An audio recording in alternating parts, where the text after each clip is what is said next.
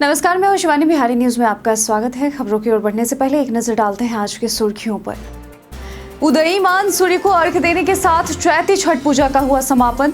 राजधानी में 41 घाटों पर भगवान भास्कर की श्रद्धालुओं ने की पूजा। छठ पूजा के समापन के बाद रामनवमी की तैयारियां हुई तेज। परिवहन विभाग ने वित्तीय वर्ष 2024-25 में की रिकॉर्ड वसूली। वित्तीय वर्ष 2024-25 में 3600 करोड़ रुपए से अधिक का राजस्व, पिछले वर्ष की तुलना में लगभग 10% की वृद्धि। बिहार में स्थापित हुआ बच्चों के लिए पहला PICU।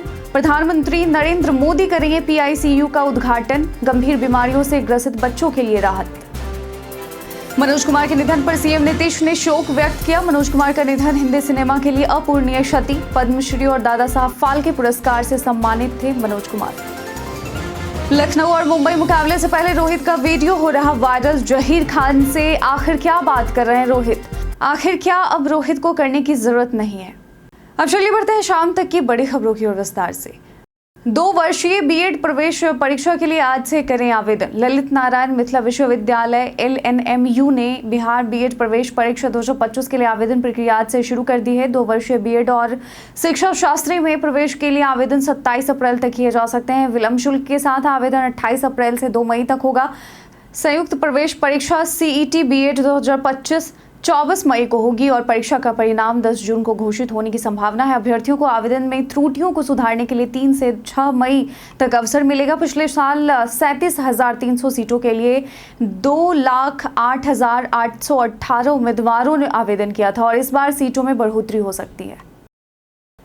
चैती छठ महापर्व संपन्न, रामनवमी की तैयारी शुरू। जी हां, आज उदयीमान सूर्य को अर्घ्य अर्पित करते हुए 4 दिवसीय लोक आस्था का महापर्व चैती छठ पूजा समाप्त हो गया है और इस अवसर पर व्रती महिलाओं ने सूर्य देवता की पूजा के साथ समृद्धि और सुख शांति की कामना की। बिहार के पटना में गंगा के 41 घाटों पर छठ पूजा का भव्य आयोजन हुआ, जिसमें हजारों व्रतियों ने आज उदयीमान सूर्य को अर्घ्य अर्पित किया। छठ पूजा में सूर्य देवता और उनकी बहन छठी मैया की पूजा का विशेष महत्व है और इस पर्व के समापन के साथ अब रामनवमी की तैयारियां शुरू हो गई हैं।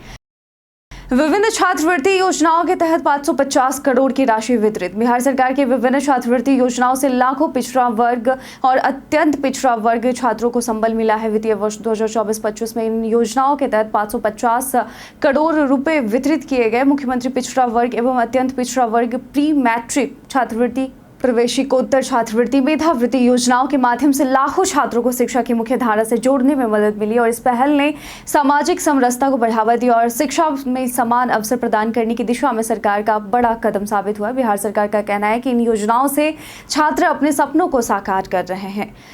परिवहन विभाग ने किया 3600 करोड़ की रिकॉर्ड वसूली। परिवहन विभाग ने वित्तीय वर्ष 2024-25 में 3683.59 करोड़ रुपए की राजस्व वसूली की है, जो पिछले वर्ष की तुलना में लगभग 10% अधिक है और इस वृद्धि में कर चोरी पर प्रभावी नियंत्रण, डिजिटल भुगतान प्रणाली और त्वरित सेवाओं का अहम योगदान है। विभाग के सचिव संजय कुमार अग्रवाल ने इसे पारदर्शिता और तकनीकी सक्षमता का परिणाम बताया। वर्ष 2024-25 में सबसे अधिक वाहनों का निबंधन बाइक और स्कूटी का हुआ। कुल 10,90,000 से अधिक निबंधन हुआ। इसके अलावा बसों और अन्य वाहनों का निबंधन भी बढ़ा है, जो विभाग की सफलता को दर्शाता है।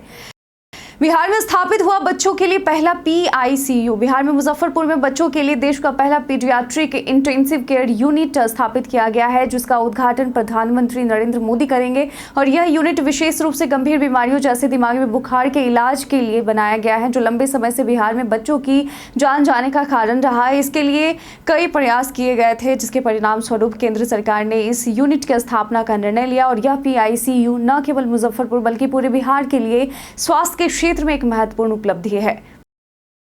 और इसी के साथ खबरों की ओर आगे बढ़ने से पहले एक महत्वपूर्ण बात, हमारे निवेदन पर आपने जिस तरह से हमारा साथ दिया और बड़ी संख्या में हमारे चैनल को सब्सक्राइब किया, इसके लिए हम आपके प्रति अपनी गहरी कृतज्ञता और आभार व्यक्त करते हैं। आप सभी का सहयोग हमारे लिए बहुत मायने रखता है।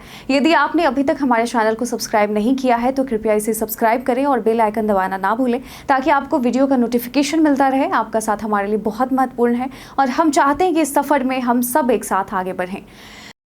15 अगस्त से पहले पूर्णिया से उड़ान भरेगी फ्लाइटें। जी हां, बिहार के उप मुख्यमंत्री सम्राट चौधरी ने घोषणा की है कि 15 अगस्त 2025 से पहले पूर्णिया एयरपोर्ट से हवाई सेवाएं शुरू हो जाएंगी और इस संबंध में निर्माण कार्य तेजी से चल रहा है, जिसमें सिविल एनक्लेव, एयरपोर्ट की चारदीवारी और संपर्क मार्ग का निर्माण शामिल है। सम्राट चौधरी ने बताया कि जब उन्होंने पहले पूर्णिया से फ्लाइट शुरू करने की बात की थी तो विरोधियों ने इसका मजाक उड़ाया था, लेकिन अब यह सपना साकार होने जा रहा है। इस कदम से पूर्णिया और आसपास के क्षेत्रों में कनेक्टिविटी में सुधार होगा, जिससे लोगों को बड़ी राहत मिलेगी।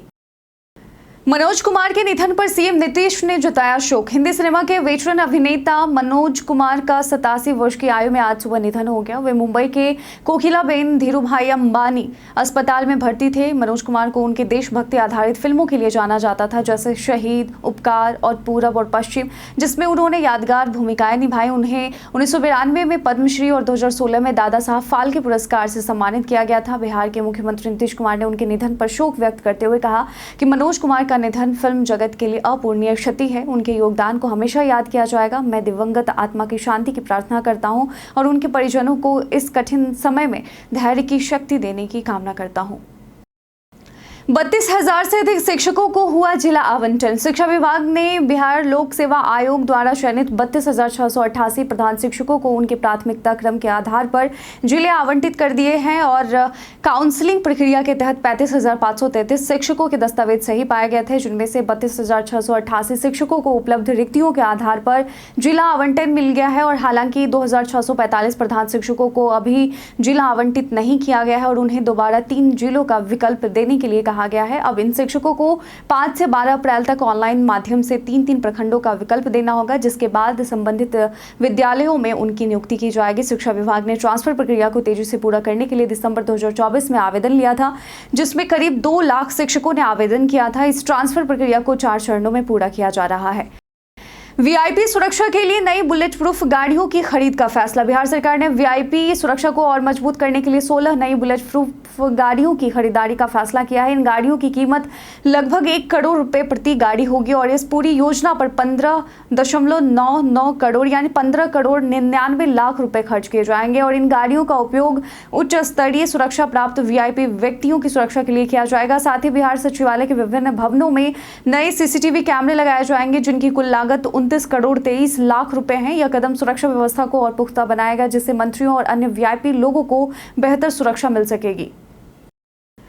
सोशल मीडिया पर टिप्पणी करने वाले शिक्षक हो जाएं सावधान। शिक्षा विभाग ने सोशल मीडिया पर विभाग की नीतियों पर टिप्पणी करने वाले शिक्षकों और प्रधानाध्यापकों के खिलाफ कार्रवाई करने का निर्णय लिया है। प्राथमिक शिक्षा निदेशक साहिल ने सभी जिला शिक्षा पदाधिकारियों को पत्र लिखकर ऐसे अनुशासनहीन व्यवहार पर रोक लगाने का निर्देश दिया। उन्होंने कहा कि शिक्षक फेसबुक, यूट्यूब या आदि पर विभाग की नीतियों और कार्यकलापों के खिलाफ सार्वजनिक रूप से अनुचित टिप्पणियां और वीडियो पोस्ट कर रहे हैं, जो सेवा नियमों के खिलाफ है और विभाग की प्रतिष्ठा को नुकसान पहुंचाता है। शिक्षक प्रधानाध्यापकों को विभाग के टोल फ्री शिकायत निवारण नंबर का ही उपयोग करने को कहा गया है। पटना से 13 शहरों के लिए सीधी फ्लाइट्स भरेंगी उड़ान। पटना एयरपोर्ट से 13 शहरों के लिए सीधी फ्लाइट शुरू हो गई है। एयरपोर्ट प्रशासन ने समर शेड्यूल में 45 जोड़ी विमानों का टाइम टेबल जारी किया है, जिसमें 16 घंटे के दौरान 45 विमानों की लैंडिंग और टेक ऑफ होगा। दिल्ली के लिए सबसे ज्यादा 13 फ्लाइट्स हैं, जबकि बैंगलोर के लिए 9, चेन्नई के लिए 2 और मुंबई के लिए 4 फ्लाइट से संचालित होंगी। पहले 43 जोड़ी फ्लाइट्स थी, अब यह संख्या बढ़कर 45 हो गई है। नए शेड्यूल के अनुसार पटना एयरपोर्ट पर ऑपरेशन सुबह 7:35 से रात 11:35 तक होगा। सर्जरी के बाद आईसीयू से नॉर्मल वार्ड में शिफ्ट हुए लालू यादव। दिल्ली के एम्स में भर्ती आरजेडी सुप्रीमो लालू यादव बीते दिन उनकी सर्जरी की गई। उनकी पीठ और हाथ के घावों का इलाज किया गया, जो शुगर के कारण ठीक नहीं हो पा रहा था और उनमें इन्फेक्शन हो गया था। ऑपरेशन के बाद उनकी हालत में सुधार हुआ है और उन्हें आईसीयू से वार्ड में शिफ्ट किया गया है। आज लालू यादव की पहली तस्वीर सामने आई है, जिसमें वो हॉस्पिटल के बेड पर बैठे नजर आए, जबकि एक डॉक्टर उनकी पीठ के घाव का चेकअप कर रहा था। अगले कुछ दिनों तक वह एम्स में रहेंगे और उनकी तबीयत में सुधार के बाद ही उन्हें डिस्चार्ज किया जाएगा। महाराष्ट्र में हिंदी भाषियों पर हमले पर संसद में मांगी गई सुरक्षा। महाराष्ट्र में हिंदी भाषियों पर हो रहे हमलों का मुद्दा अब संसद में उठ चुका है। लोजपा आर के सांसद राजेश वर्मा ने लोकसभा में सरकार से हिंदी भाषी पूर्वांचलियों की सुरक्षा की मांग की। उन्होंने आरोप लगाया कि राज ठाकरे की पार्टी महाराष्ट्र नवनिर्माण सेना मन से रोजी रोटी के लिए आए लोगों के साथ मारपीट कर रहे हैं। वर्मा ने कहा कि इन हमलों को रोका जाना चाहिए और हिंदी भाषी कर्मचारियों को सुरक्षा मिलनी चाहिए। वहीं महाराष्ट्र के मुख्यमंत्री देवेंद्र फडणवीस ने कहा कि मराठी बोलने के लिए आग्रह करना गलत नहीं है, लेकिन कानून हाथ में लेने पर कार्रवाई होगी। वक्फ बिल के बाद 2 मुस्लिम नेताओं ने छोड़ा नीतीश कुमार का साथ। जी हां, वक्फ बिल पर जदयू के समर्थन के बाद पार्टी में उथल पुथल मच गई है। पूर्वी चंपारण के मोहम्मद कासिम अंसारी और जम्मू के नवाज मलिक ने पार्टी से इस्तीफा दे दिया क्योंकि उन्होंने वक्फ बिल पर जदयू के रुख की आलोचना की। कासिम ने इसे मुसलमानों का विश्वास तोड़ने वाला कदम बताया, जबकि नवाज ने इसे झटका कहा। हालांकि जदयू ने इन दोनों को पार्टी के पदाधिकारी मानने से इनकार किया। जदयू के वरिष्ठ नेता विजय कुमार चौधरी ने पार्टी में वक्फ बिल को लेकर कोई भ्रम नहीं होने की बात कही, जबकि गुलाम रसूल बलियावी ने इसका विरोध करते हुए सुप्रीम कोर्ट जाने की घोषणा की।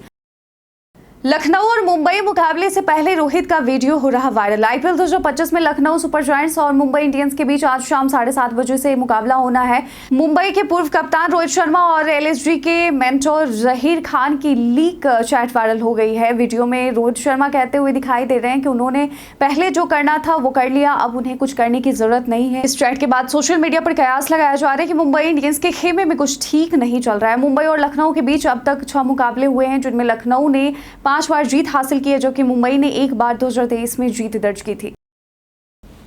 बीते दिन हमारे द्वारा पूछे गए सवाल का आप लोगों में से बहुत लोगों ने अपना जवाब में कमेंट सेक्शन में लिखकर दिया था। जिन्होंने पूछे गए सवाल का जवाब दिया उनके नाम है मुन्ना प्रसाद, मनोज दास, राकेश मिश्रा, रंजीत मिश्रा, संजीव कुमार, जितेंद्र ठाकुर, कुश कुमार यादव, दिलीप कुमार, अनवर करीम खान, अर्जुन राम, राजकिशोर महतो और अमन कुमार गुप्ता। इसके साथ ही बढ़ते हैं आज के सवाल की ओर। आज का सवाल है कि आपके अनुसार क्या सोशल मीडिया पर विभागीय टिप्पणी करना शिक्षक के लिए सही है या गलत?